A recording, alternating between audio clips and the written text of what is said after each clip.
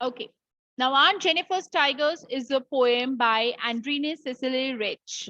Now, this is somewhere we can call this poem a feminist poem because the role of a woman in a house is somewhere highlighted in the story. But at the same time, the condition of the women in our society is also very much highlighted, which is the theme of the poem, we can say. Andrina Cicely Rich is an American poet and she is a feminist, right?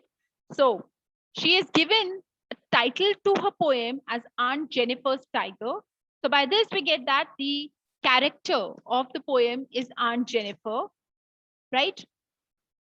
Contrary to the title of the poem, Aunt Jennifer was a very depressed and a suppressed lady who was dominated by her husband and who was really very much unhappy in her married life. Right? So let's begin the poem, starting reading about the poet. Ankita, please continue. About the poet Andrene Slick-Rich, 1929 to 2012, American poet, essayist, and feminist. One of the most widely read and influenced poets of the second half of the 20th century. One of the most, she talks about the women's experience in her married life. She has tried to explore the inner feelings of a woman who is living under the dominance of men. Now, through this poem, the first thing which is very clear to us before we even read the poem is that Aunt Jennifer didn't lead a happy married life.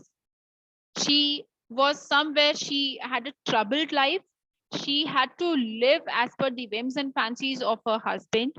Her husband was a dominating man, and she was never able to live a free life where she could fulfill her dreams or her wishes also.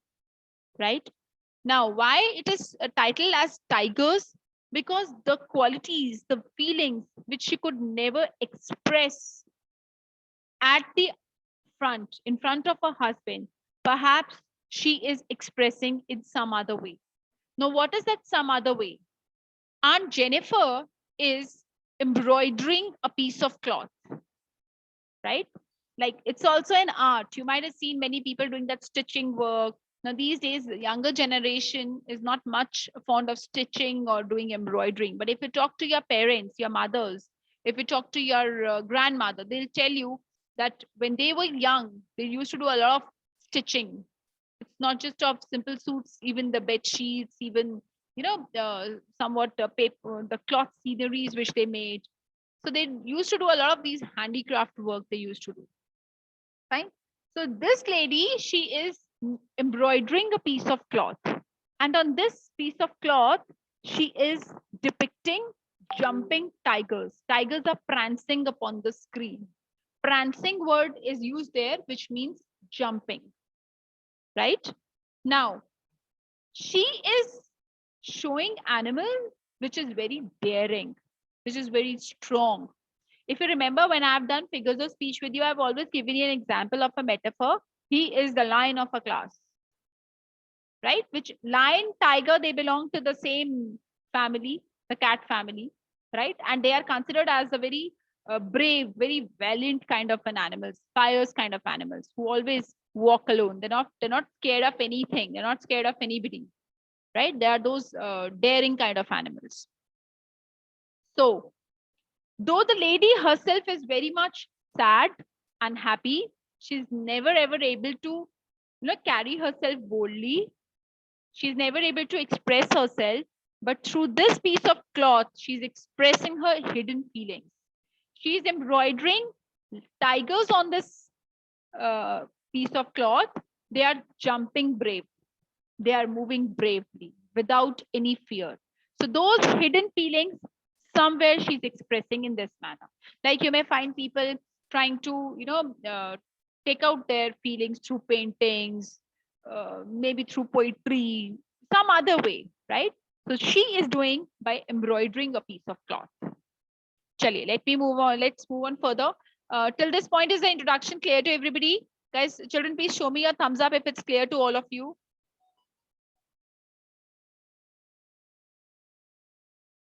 Okay, I can see Siddhi's, Ankit, Nilima's, Ankita's thumbs ups. I can still see more children showing their thumbs up.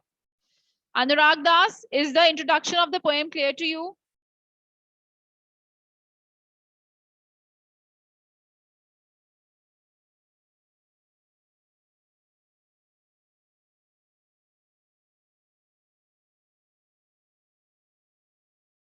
Okay, fine. I'm moving on further.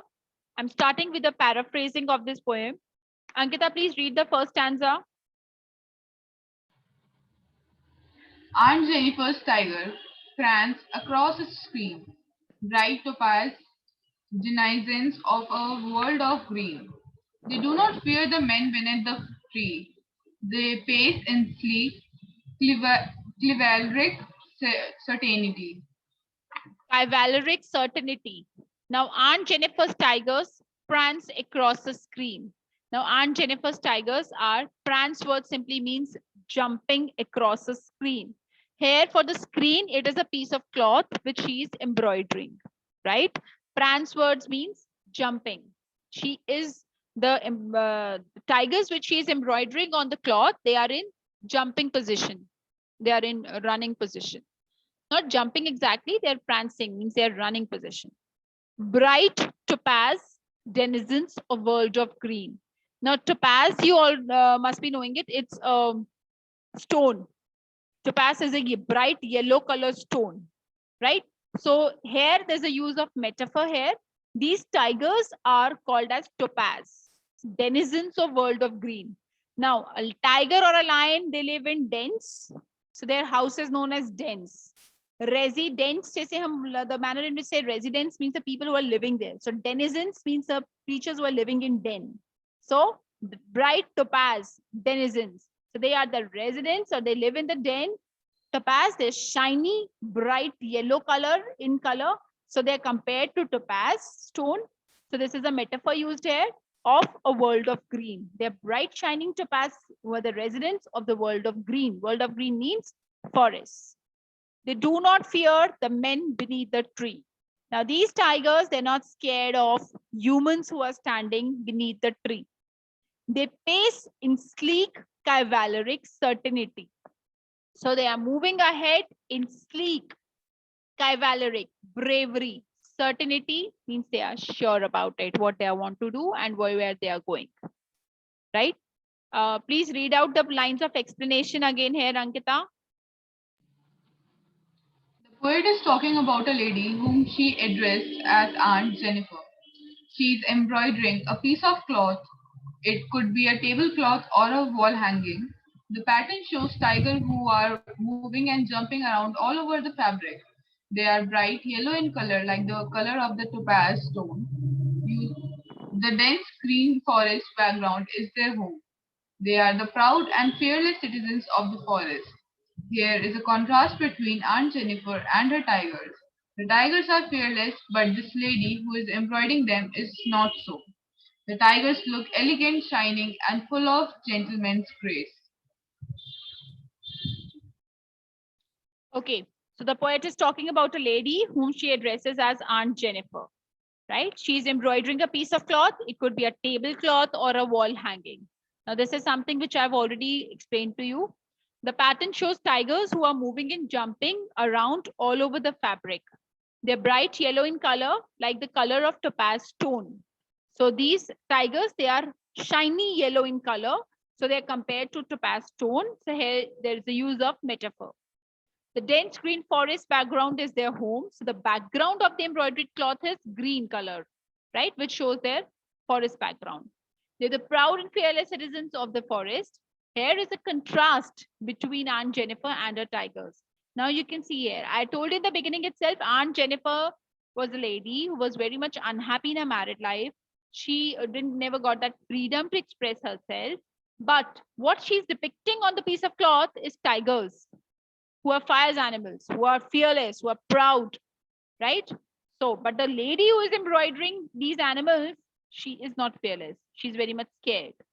So the tigers look elegant, shining, and full of gentleman's grace. So the tigers are sleek, they pace in sleek chivalric certainty. Somewhere here we can see the elegance of the tigers is shown here. Ankita, please read out the explanation here. The poet is describing a lady whom she addresses as Aunt Jennifer.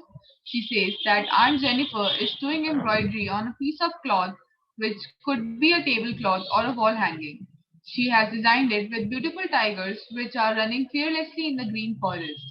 She has described their beauty by comparing them with the precious yellow stone known as topaz. She says that they appear bright yellow in the green backdrop of the forest. They are fearless and they are not affected by the presence of men. Here we can sense the contrast between behavior between the tigers and Aunt. Though the tigers designed by her are fearless, but she herself is afraid of her husband. Further, the poet says that the tigers are proud and fearless citizens of the forest. They are very shiny and elegant. Okay. So the poet is describing a lady whom she addresses as Aunt Jennifer. Aunt Jennifer is doing embroidery on a piece of cloth, which could be a tablecloth or a wall hanging. She has designed it with beautiful tigers running fearlessly in the green forest.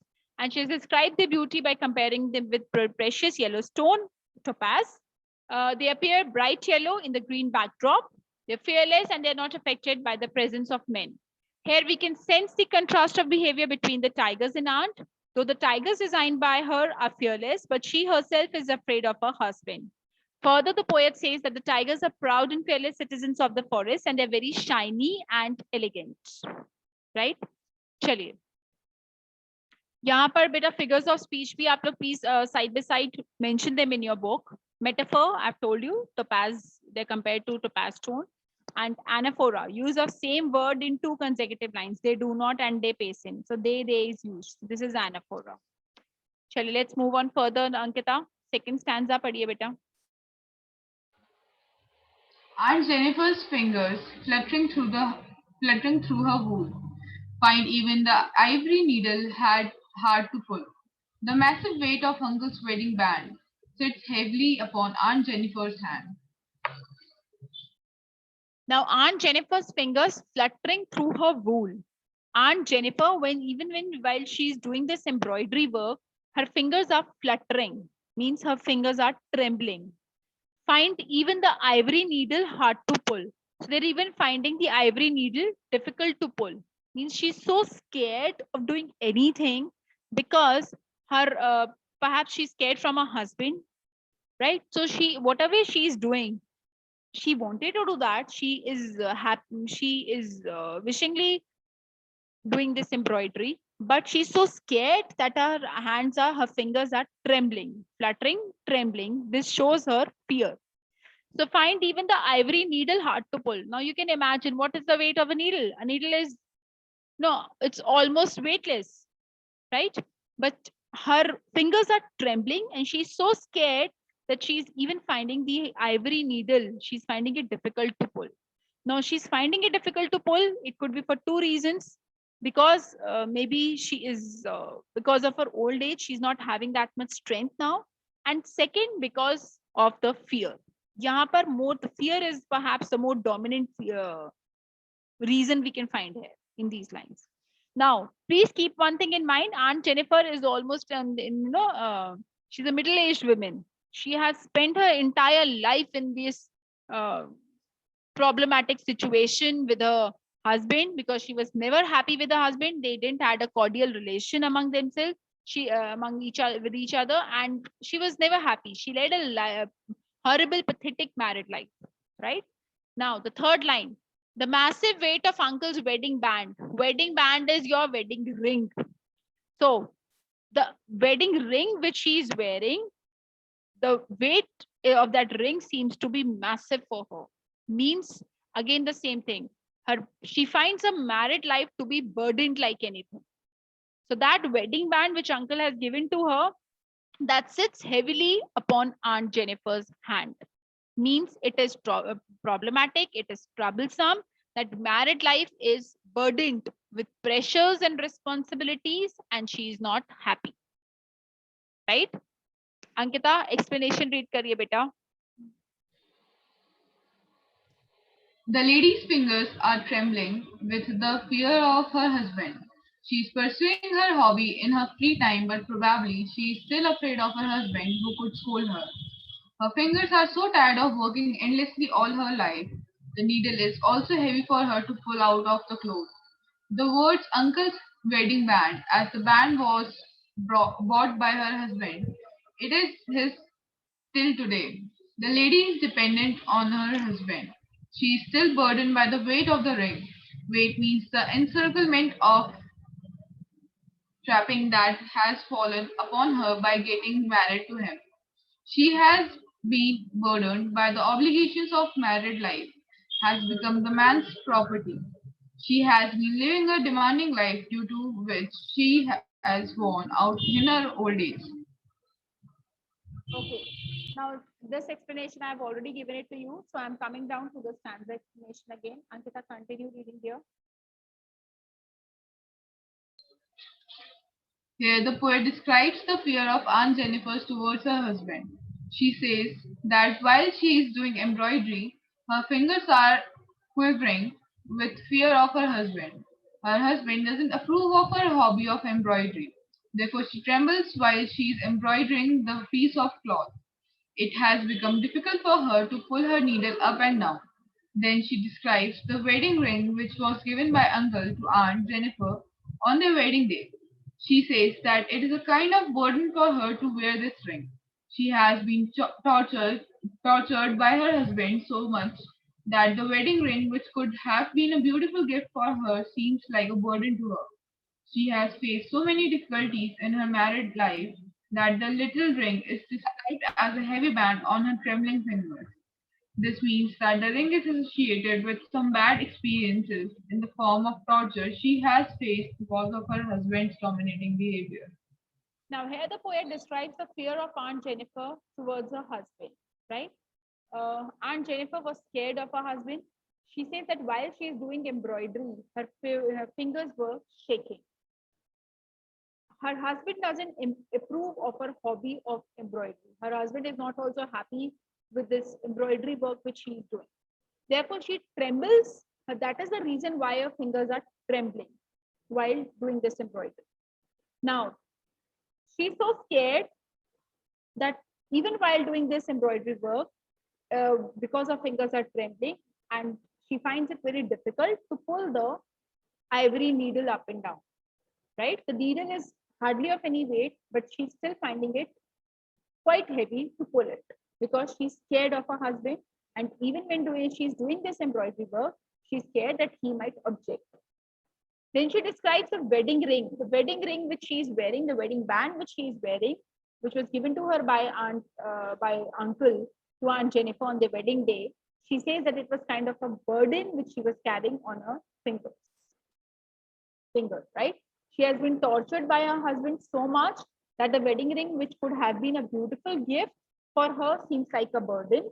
So basically, we find that she was so much troubled and she felt so much burdensome because of her unhappy married life, her husband's dominating behavior, the torture, the bitter experiences which she had in her married life.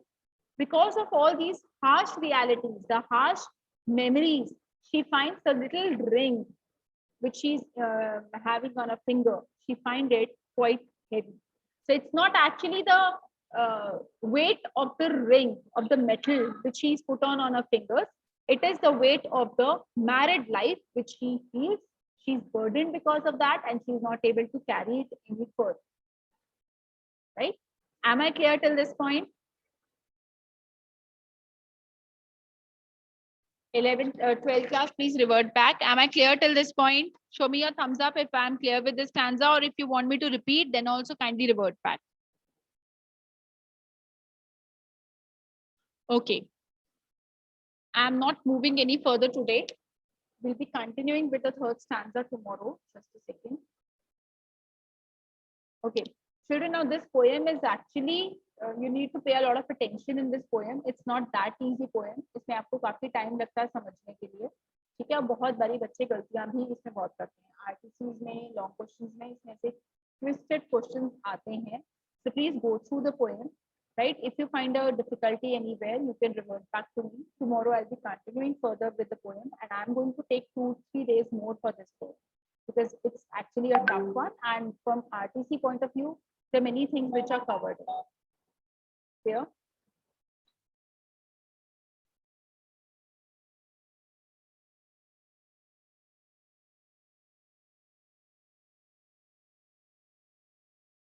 Okay. Yes, ma'am.